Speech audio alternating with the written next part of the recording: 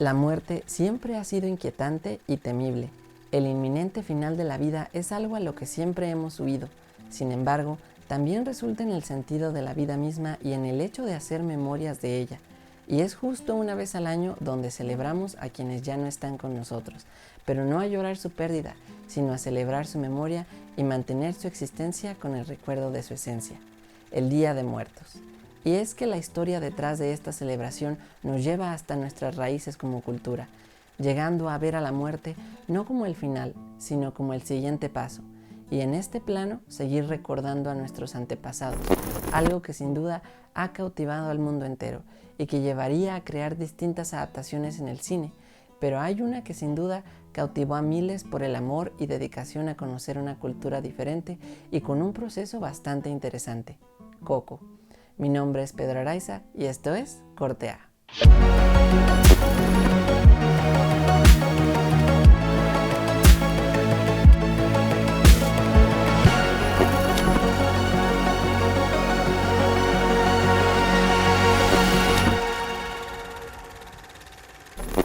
Coco nos cuenta la historia de Miguel, un chico que vive en el poblado de Santa Cecilia y que su sueño más grande es ser un músico tan famoso como el grande Ernesto de la Cruz. Sin embargo, hay un problema, que en su familia la música ha estado prohibida por generaciones y en su búsqueda por darse a conocer en su sueño de cantar, termina cruzando accidentalmente a la Tierra de los Muertos, justo en la noche del Día de Muertos, y donde conoce a Héctor, un difunto que ayudará a Miguel a encontrar el camino de vuelta, pero también a descubrir el pasado de su familia.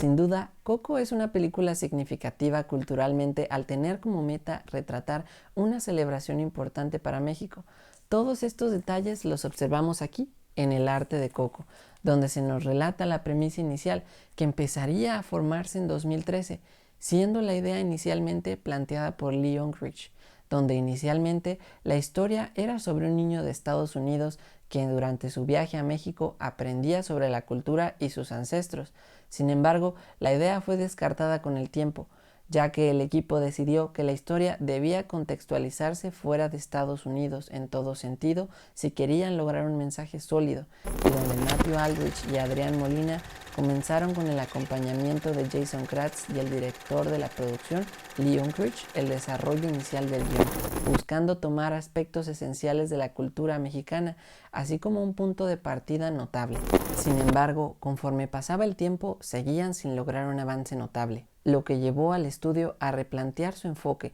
así como su modo de trabajo, reconociendo que necesitaban a alguien que los guiara de forma correcta en el proceso, integrando a Lalo Alcaraz como consultor de la película y a Octavio Solís y la exdirectora ejecutiva de Mexican Heritage Corporation, Marcela Davidson Áviles. Fue este equipo de consultor el primero y único hasta el momento que el estudio ha permitido entrar a las instalaciones,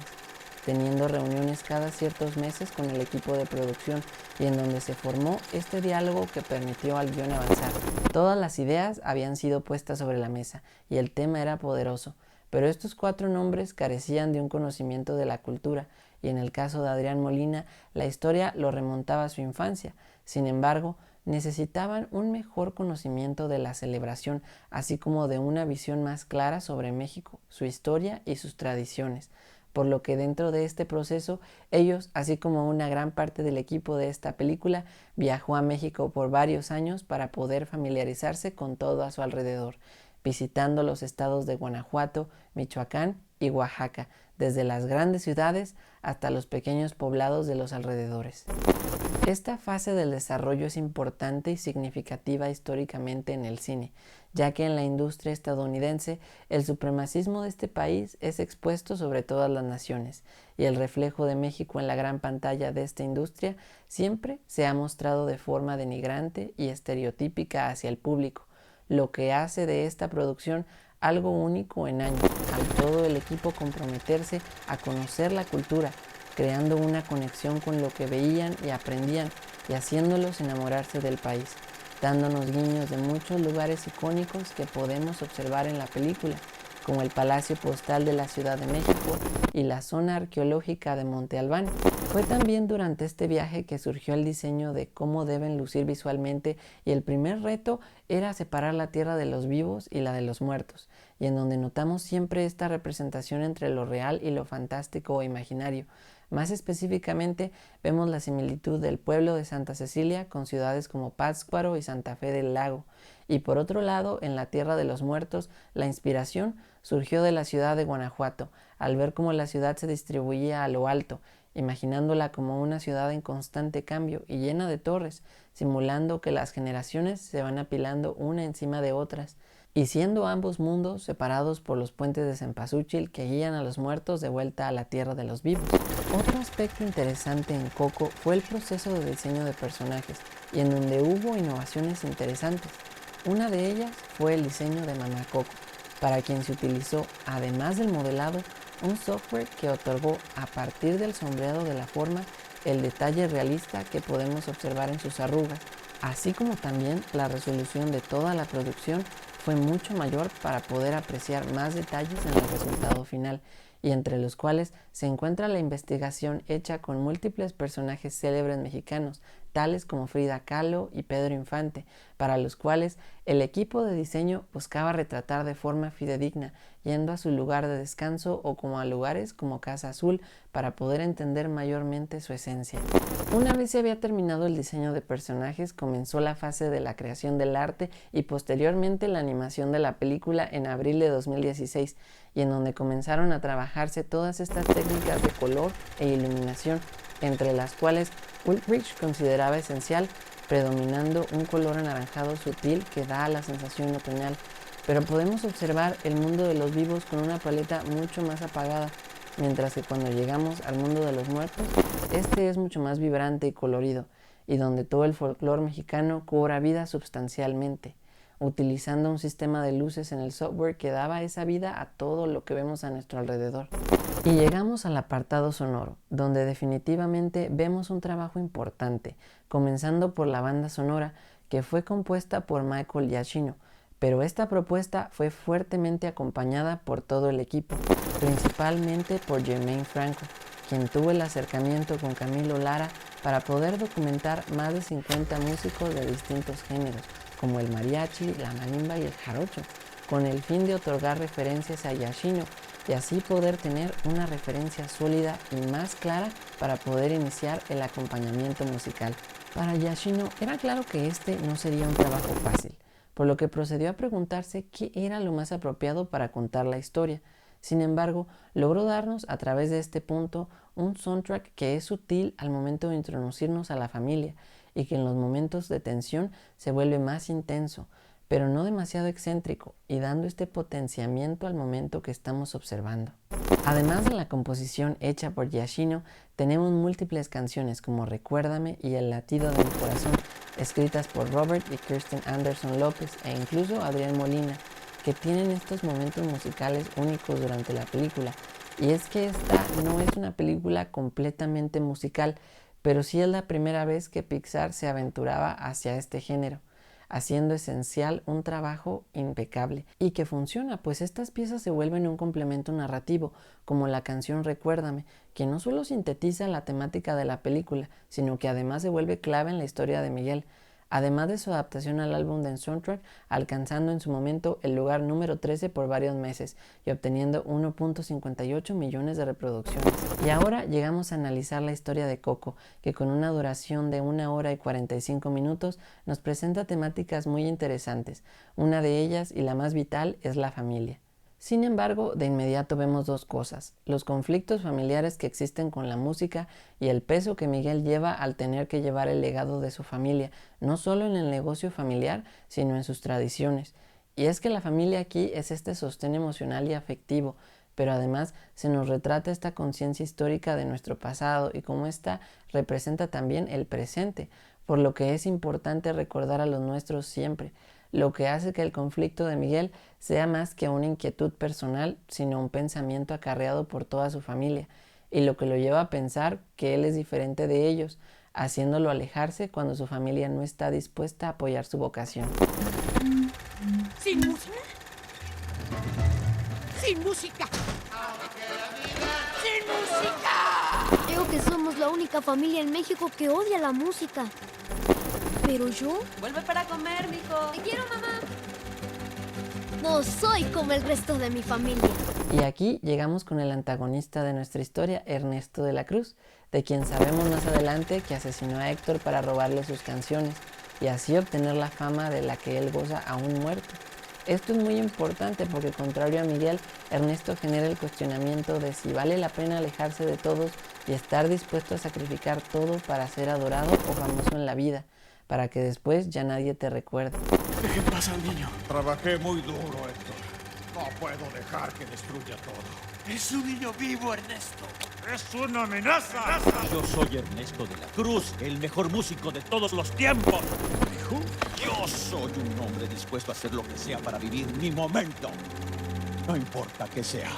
Otro aspecto vital son los Rivera, tanto los vivos como los muertos, ya que aquí observamos este resentimiento con el pasado y la música, producto del abandono y la pérdida, lo que genera fricción con Miguel, ya que en ellos no existe un buen recuerdo de la música más que la de Héctor cuando los abandonó al perseguir su sueño, llegando a romper su foto del altar. Y por otro lado tenemos a mamá Coco, quien es la más longeva con vida, pero a diferencia de todos, en ella no existe el resentimiento, sino la paz y el recuerdo de su padre que le cantaba cuando era pequeño, y se vuelve la representación del perdón y la unión familiar, y el centro de esta historia. Lo que lleva al pasado y al presente de los Rivera a unirse nuevamente es olvidar los problemas del pasado y a construir un futuro en el que puedan estar unidos de nuevo,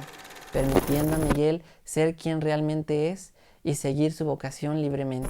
Coco nos presenta ejes temáticos muy profundos e interesantes a través de una historia muy colorida en niveles emocionales que nos mantienen atentos, haciéndonos reflexionar sobre el verdadero significado del Día de Muertos y sobre todo el significado de la familia. Sin embargo, como hemos visto en este canal, nada es perfecto. Y como muchas películas, Coco, a pesar de sus buenas intenciones y amor por la cultura mexicana, se vio involucrada en distintos eventos que fueron polémicos en su momento. Uno de ellos fue el intento de la compañía de registrar el Día de Muertos como marca registrada,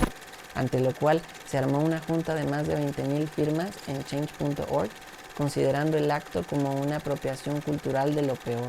y que obligó al estudio a desistir de este registro. Otro de ellos se dio en la inspiración para la creación y diseño de Mamá Coco, al declarar una mujer llamada María Salud Ramírez Caballero que el estudio vino meramente a retratarla y a aprovecharse de ella, y al no haber ningún reconocimiento por parte del estudio, la constante exigencia de los familiares obligó a Pixar a declarar que la inspiración para Mamá Coco y toda la familia Rivera provenía de múltiples familias durante las visitas a varios estados de México, cerrando por completo el asunto sin mayores declaraciones. Pero con todo y polémica, el estreno de Coco llegó el 20 de octubre de 2017 en el Festival de Cine Internacional de Morelia, y en un panorama social algo complicado, con los ataques y declaraciones del entonces candidato Donald Trump, así como el reciente terremoto de Puebla y las próximas elecciones federales. Coco acabó siendo considerado una carta de amor de Estados Unidos a su vecino del sur y acompañado de una fuerte estrategia de difusión y presentación al público,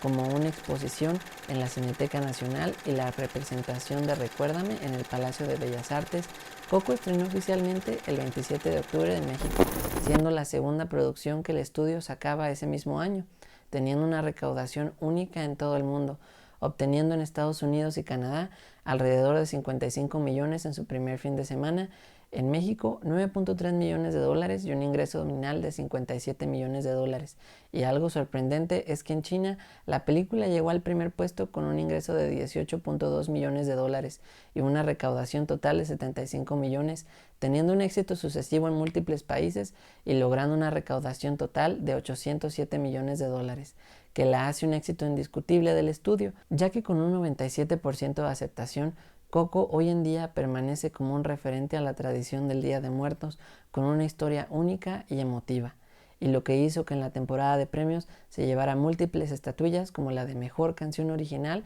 y Mejor Película Animada. La familia es sin duda lo más importante en nuestra vida, no solo a quienes tenemos con nosotros, sino a quienes ya no están. Toda esta historia de muchas generaciones nos hace ser y actuar como somos, ya que llevamos el legado de todos ellos. Sus experiencias, aprendizajes y decisiones quedan en nuestro recuerdo y cariño, por lo que es importante recordarlos. Algo que hace del Día de Muertos tan especial, pero que es común en todas las culturas y que nos hace reflexionar sobre lo que hacemos ahora y por qué es importante, ya que representa por lo que en un futuro seremos recordados. Ya que la vida se trata de eso, de formar vínculos y tomar acciones para que al momento de partir dejemos una huella de lo que construimos y que ésta permanezca por muchas generaciones. Por lo que Coco se vuelve este mensaje de apreciación a lo que tenemos y por qué es importante más allá de las peleas y conflictos, ya que una vez que partimos, nada de eso importa. Por lo que es importante superar el pasado y aprovechar el momento con quienes más queremos, y el recuerdo de nuestros antepasados esté siempre con nosotros. Así que si ya has visto esta película, cuéntanos, ¿a qué te recuerda o qué te inspira? ¿O cuál es tu parte favorita? Mi nombre es Pedro Araiza y esto fue Corte A.